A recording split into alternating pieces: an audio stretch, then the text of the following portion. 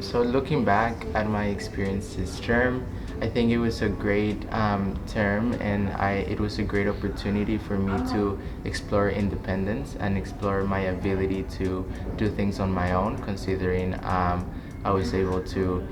cook for myself a lot of meals, and I was able to hold myself accountable for being on time every day, and like doing these little things that just prepared me for that independent life that I'm gonna live after TGS. So I think it was a great experience to explore my ability to be independent. I also it was a term of a lot of work. I had tons of projects to work, like my mastery, my service learning, and it was a term also to practice my time management skills and kind of assessing what to give priority to and what to not. But it also was a term to be kind of relaxed and feeling comfortable in the space that I was in, considering the city we were in. It was also really nice to have good food and meet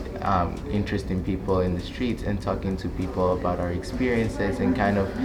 getting this sense of culture by just talking to people in the streets, because they're very sweet and they're very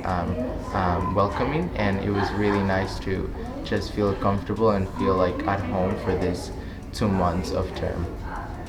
As a grade 12, I think my favorite